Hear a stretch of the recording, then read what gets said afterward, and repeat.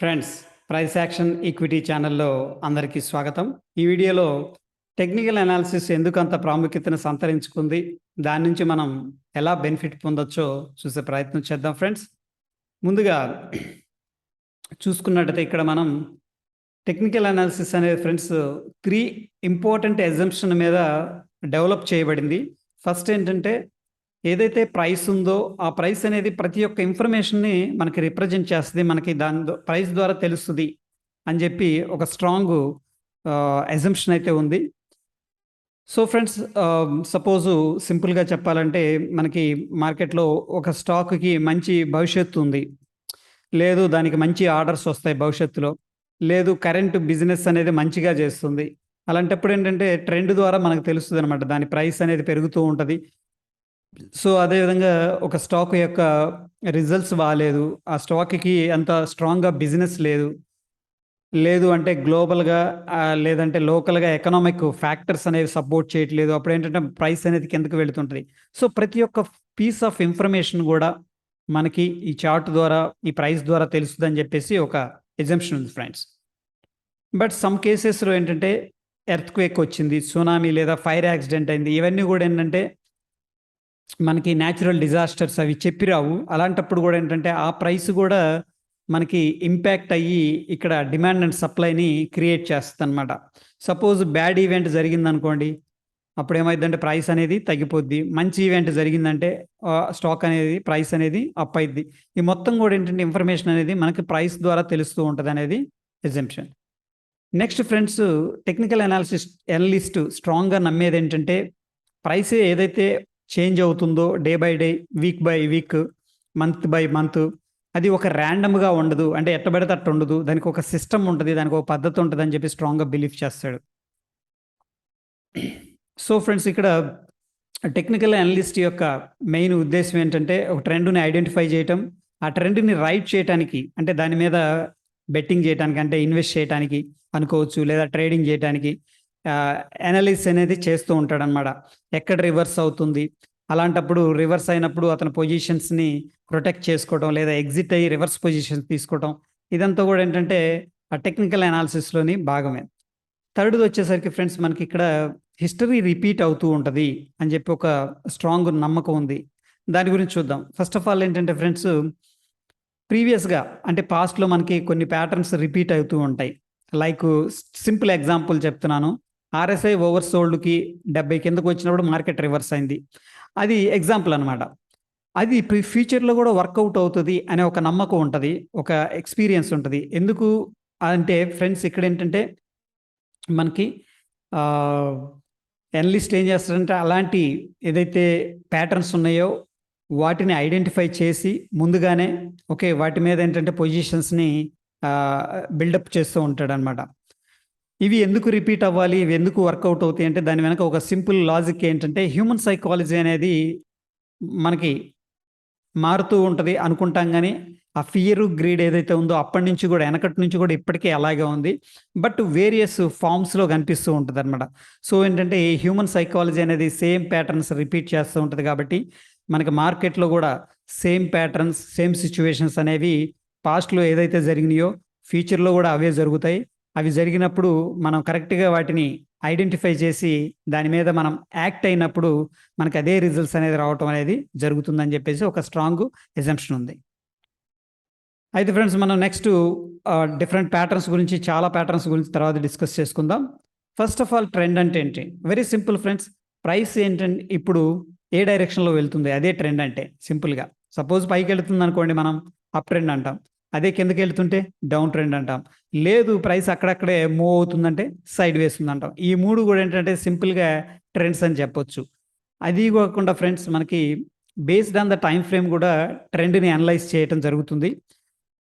So ఇక్కడ వచ్చేసరికి short term trend ఉంటుంది. ఎలా అంటే మినిట్స్ నుంచి అవర్స్, దాని యొక్క టైం ఫ్రేమ్ తీసుకొని అక్కడ ఉన్న ప్రైస్ని అనలైజ్ చేయడం జరిగితే దాన్ని ఏమంటామంటే షార్ట్ టర్మ్ ట్రెండ్ అంటాం. దాన్ని బట్టి suppose short term trend up ఉంది, లేదా డౌన్ ఉంది, లేదా సైడ్ వేస్ ఉందా అంటాం. అట్లాగనే medium term ranges from day two weeks.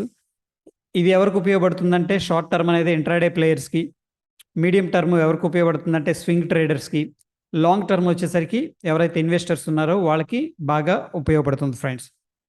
So, ఎగ్జాక్ట్‌గా ఓవరాల్‌గా అనలిస్ట్ ఎక్కడ ఫోకస్ చేయాలంటే ఓకే.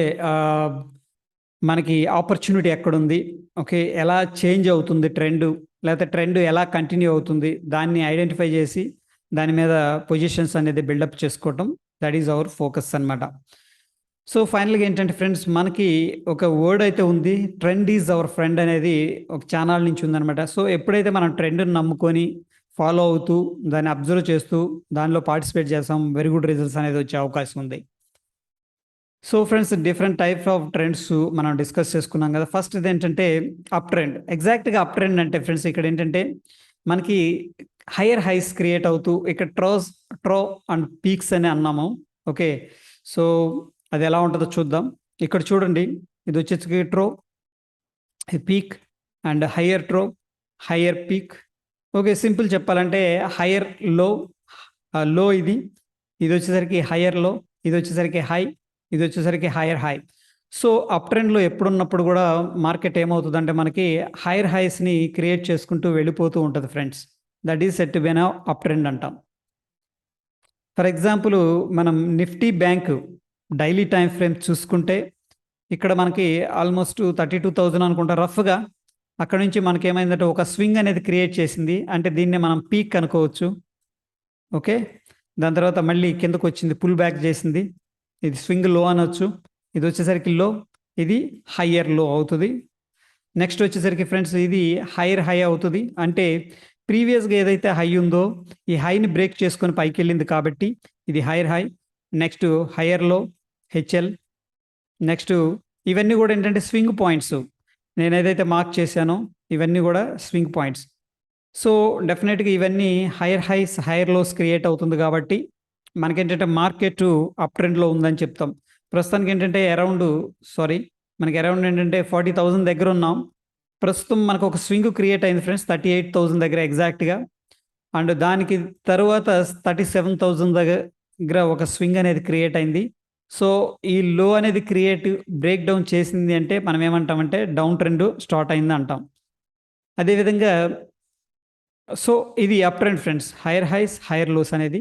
డౌన్ ట్రెండ్‌కొచ్చేసరికి గూడా sequence of lower peaks and troughs way wherein each trough goes below the previous trough and each peak falls short of the previous peak.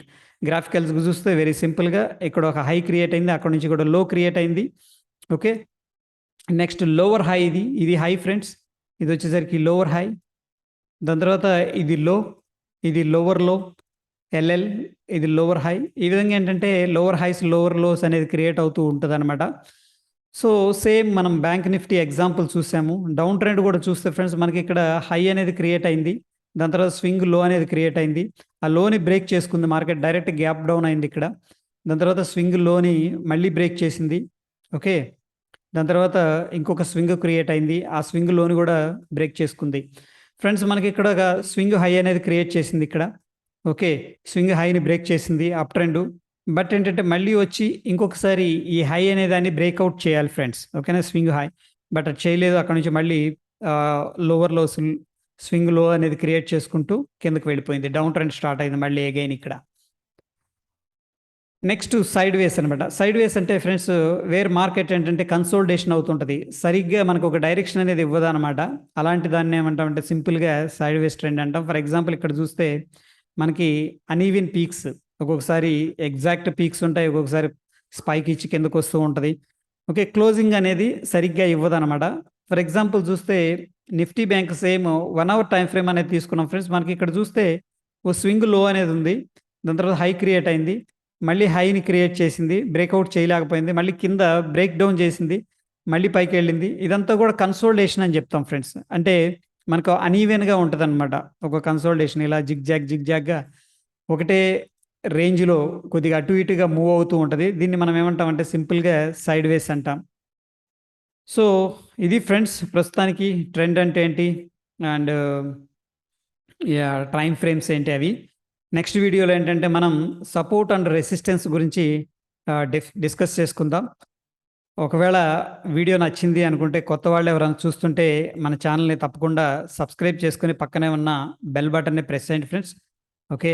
Hope video అందరికి నచ్చిందని భావిస్తున్నాను. Next వీడియోలో మళ్ళీ కలుసుకుందాం. Stay tuned friends. ధన్యవాదాలు.